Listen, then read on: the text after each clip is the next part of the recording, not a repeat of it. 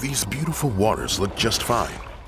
As you take a dive, a strange loud rumble comes from beneath the surface, leaving you paralyzed in fear.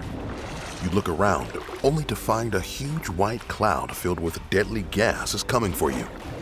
You have found yourself in one of the world's exploding lakes, and you have seconds to make a decision.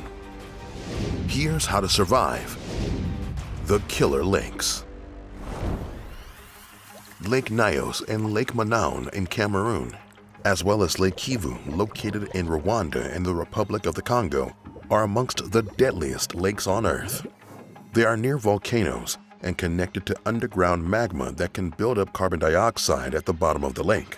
When there's increasing pressure on the water, the carbon dioxide can escape and create a thick cloud that displaces breathable air. This is called a limnic eruption and has the potential to kill thousands of people in minutes. What are the warning signs before a limnic eruption? Why should you get to higher ground? How could a bike save your life? Step 1. Beware of earthquakes. These deadly waters can be tricky. They might look harmless since the magma is about 10 kilometers underwater.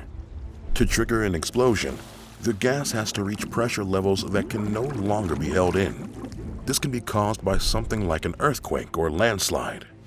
If you're in the area and experience an earthquake or heavy rains recently, stay away from those lakes. Step 2. Sharpen your nose. Just like that rumble made you feel that something bad was about to happen, a nasty stench can be an indicator of a catastrophe in the making. And I'm talking about a particularly putrid scent, similar to a rotten egg. On the morning of August 21st, 1986, about 1,700 people and 3,000 animals were found dead near Lake Nyos. The night before, gas underneath the lake reached the surface, and about 1.6 million tons of carbon dioxide escaped. The resulting cloud of deadly gas rode 100 meters in the air. Survivors of the disaster noticed a strange smell. It was likely from the sulfuric gases that were escaping. Step 3. Get to higher ground. 2 years before the terrible events of Lake Nyos, a similar explosion took place at Lake Monoun on August 15, 1984. A huge cloud of carbon dioxide rose over the lake. Since this gas is heavier than air, it sank and covered a nearby village, killing 37 people. In a disaster like this, getting to higher ground can decrease your exposure to any toxic substances and save your life. Step 4. Hold your breath. When you get caught in a killer cloud, you need to get out of there as fast as possible. As you're doing this, try to hold your breath as long as you can. Every breath would allow carbon dioxide to enter your lungs and bloodstream. An excess amount of carbon dioxide in your body is called hypercapnia, and it can kill you. Finding a car and leaving the area would be ideal. If you can't, grab a bike and start pedaling. Whenever you do, don't run. That extra effort can produce more carbon dioxide in your bloodstream. Step 5. Mask up.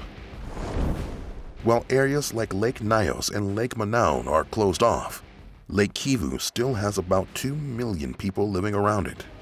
It's a situation that could be a catastrophe in the making. Lake Kivu has about 1,000 times more concentration of deadly gases than Lake Nyos. If you live anywhere near there, you'd need to be prepared with a mask and supply of oxygen. This will allow for access to filtered air while you put your plan in place to get to safety. That was a tough one, but you made it. Hopefully you'll be more careful of where you decide to go for a swim, or you might find yourself in corrosive waters that could kill you before even touching the bottom. Could you get to shore in time? Find out here on How to Survive.